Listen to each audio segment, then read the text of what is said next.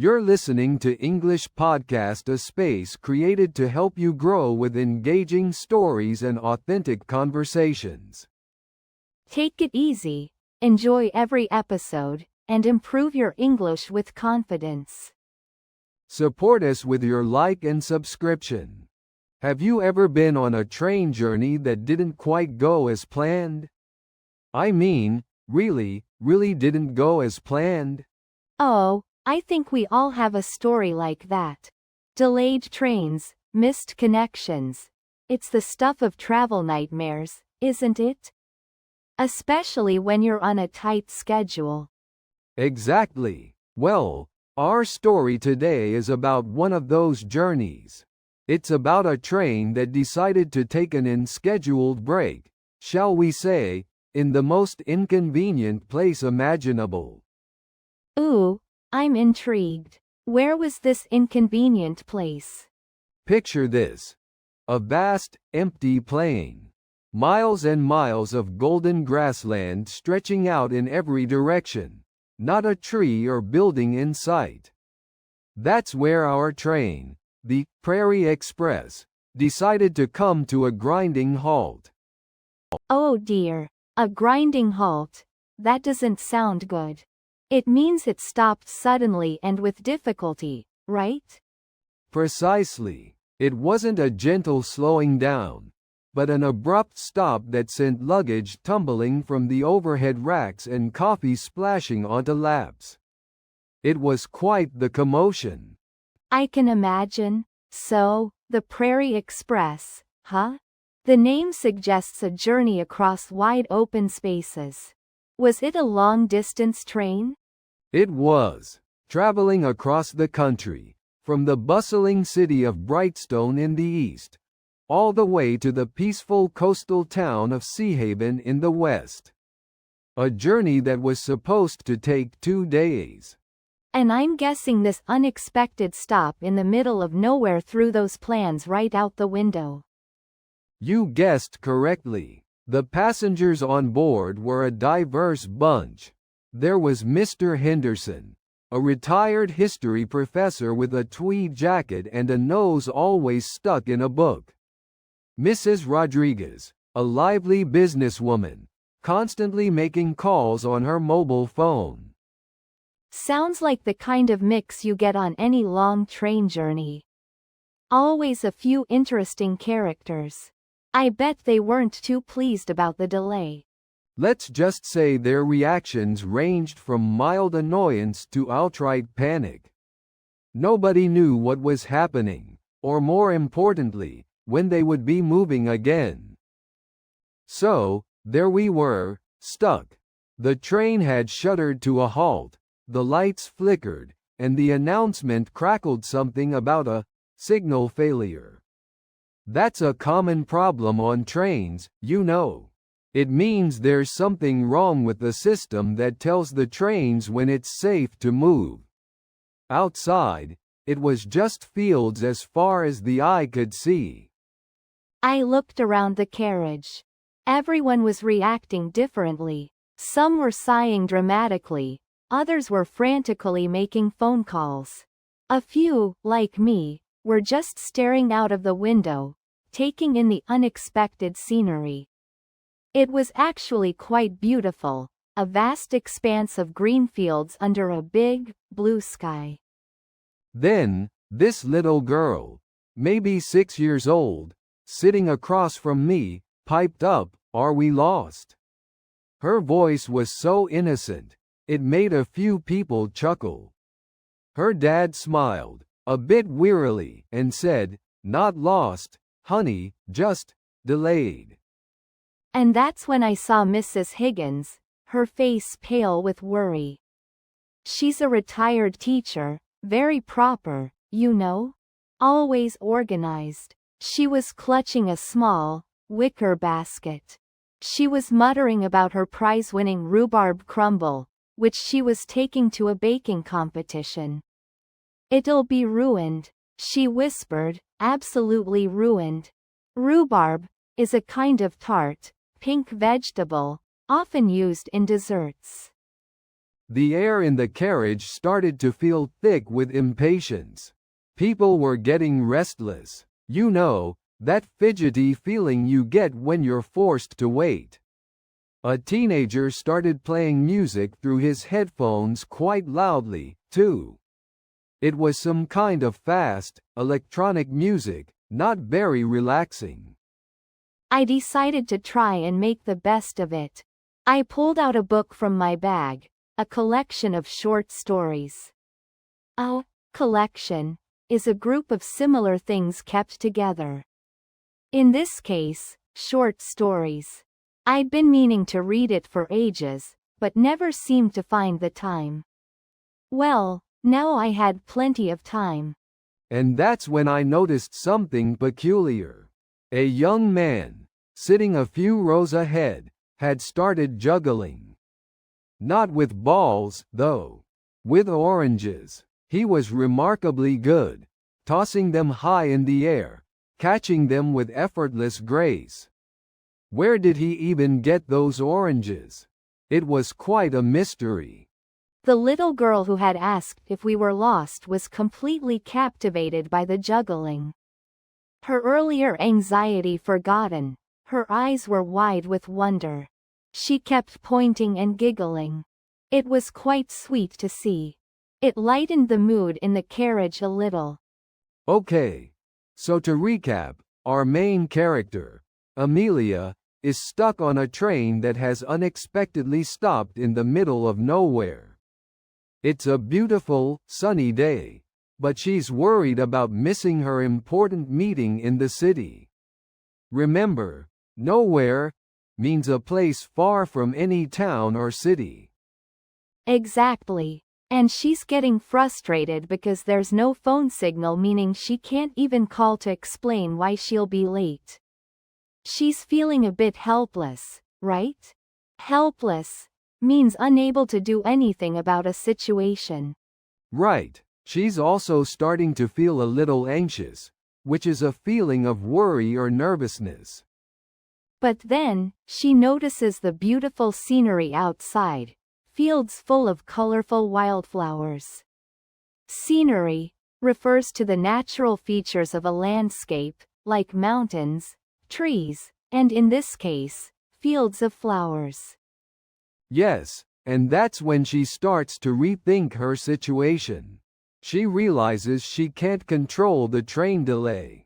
She decides to make the most of it by enjoying the unexpected beauty around her. And she's not the only one. Remember the old man with the sketchbook? He's been calmly sketching the whole time, seemingly unbothered by the delay. He's a key character too. He represents a different perspective, doesn't he? He shows how we can choose to react calmly to unforeseen events. Unforeseen means unexpected, something you didn't plan for. Absolutely. He's content to observe and capture the beauty of the moment. And Amelia starts to shift her mindset, her way of thinking towards acceptance and appreciation of the present moment. So, even though she's in this inconvenient situation, she starts to see a positive side. She's learning to be present, to appreciate the beauty around her, and not to worry about things she can't control. As the sun began to dip below the horizon, casting long shadows across the plains, a sense of camaraderie, a feeling of shared experience and friendship, began to develop amongst the stranded passengers. They realized they were all in this together. Yes, and remember the word, stranded. It means stuck somewhere, unable to leave. They were stranded in the middle of nowhere, with no immediate solution in sight. It's a useful word to know when traveling. Absolutely. And the phrase, in the middle of nowhere, emphasizes their isolation. It means a very remote or isolated place, far from any towns or cities. So, what did they do? Stranded in the middle of nowhere with the sun going down. Mr. Henderson, the retired teacher, suggested they pool their resources. This means to combine what they all had. Some passengers had snacks, others had bottled water, and a few even had small portable radios. That's a great example of using pool resources. It's often used in situations where people need to cooperate and share to solve a problem. Exactly. Pooling their resources allowed them to create a makeshift picnic.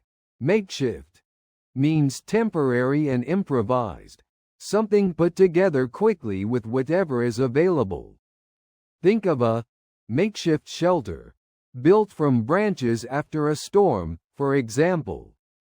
I like that example. It really helps visualize the meaning. So, they made a makeshift picnic. It sounds like they were trying to make the best of a bad situation. They were, as they shared their meager supplies. Meager, meaning small or insufficient, they started to tell stories and jokes. The atmosphere shifted from anxious uncertainty to something resembling a party.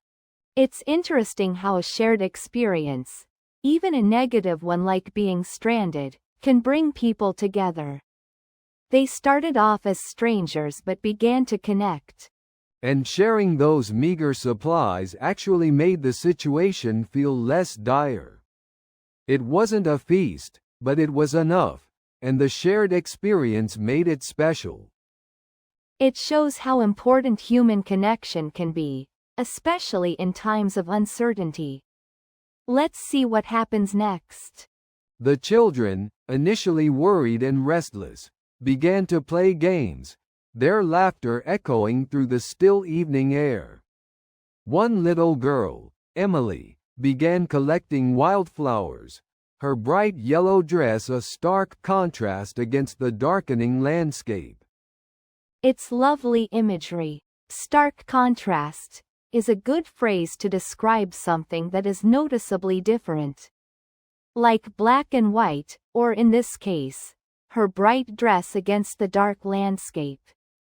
It creates a vivid picture in your mind. Yes, and it shows how the mood had changed. The children adapted, found ways to entertain themselves, and even found beauty in the unexpected stop. And it sounds like the adults were influenced by the children's resilience, too. You're absolutely right. Seeing the children so carefree helped the adults relax as well. They started to see the unexpected stop not as a frustrating delay, but as an unexpected adventure.